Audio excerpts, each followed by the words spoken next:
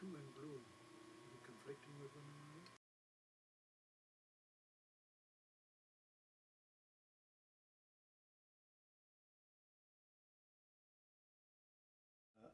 German tank showed up at the end of the street some 300 yards away.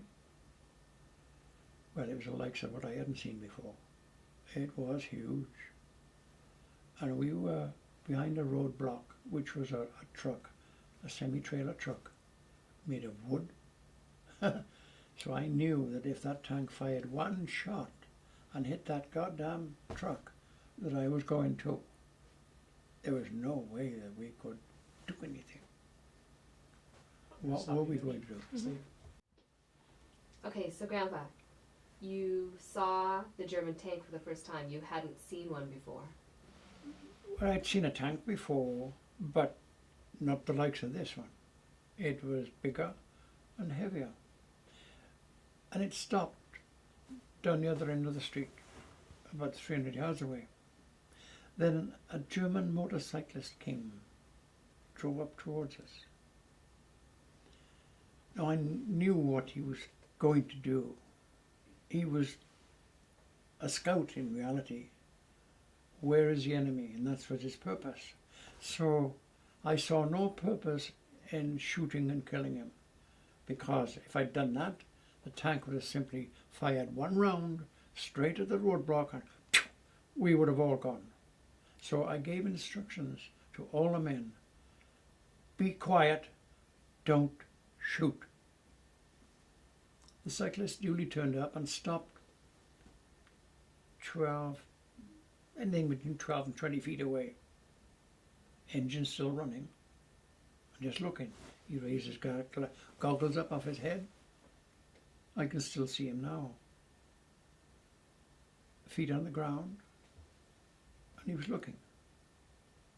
And my men remained quiet, and so did I, and also didn't move, because the only cover we really had were the tyres and other obstacles up there. He duly turned round and drove away. And the tank started approaching. It was no longer any use staying there, because the tank could have simply kept advancing, and literally pushed, squashed, and got rid of the truck, and us too, if we'd remained there. So I'd get the hell out of here. Move! So we started going downhill. We'd hardly started going downhill before, not just the tank approaching, but we were mortar bombed. Now our mortar could have been anywhere from 600-700 yards away from where we were. Shot into the air, and it lands down. And it is in reality a small artillery piece, but can be carried by men, okay? Instead of a big gun, artillery gun. And on top of that, the aircraft come back over, but this time spitting machine gun fire. Now we were in a hell of a mess, with nothing except our rifles, and I didn't believe in standing shooting at an aircraft coming on. So get the hell out of here quick, now, and run. So we ran down the hill back to the wharf where only a day before we'd landed. We arrived at the bottom of the hill. The things were a little quieter, but I'd arrived there before an officer said, I want you and the squad get in there, send some men in there and search. There's a sniper up there somewhere.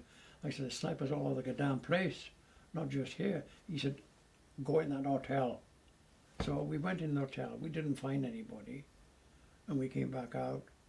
Then to get back where we started from, just over a day ago, we had to cross the river Lahn, I think it is, on a steel bridge. Now through the steel bridge, you could see tracer bullets going. They had a fixed line. Well, a fixed line is where you set up a machine gun post, you sight where you want to fire, and you stabilize the machine gun and just press the trigger, and that'll keep firing as long as it's got ammunition. And this is what was happening. And the tracer bullets were enabling the enemy at the back end to see the arse end of the bullet going through the air, burning the phosphorus, which was coloured, red. You could see it, and that's what we could see, as well as them.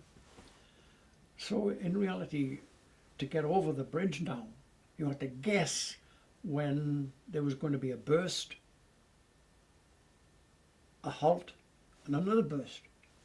So eventually we got over the bridge, and we finished up in a safe goddamn place where we landed just about 24 hours before. The ambulance train was still there. Now there wasn't just my platoon, but a lot of other soldiers. There were Belgians there, French there was civilians there. It was a mess. A major, I think his name was Rose Price, was in charge. What's happening? Well, we're evacuating. Oh, we're going back to England. Yeah. But no ships came.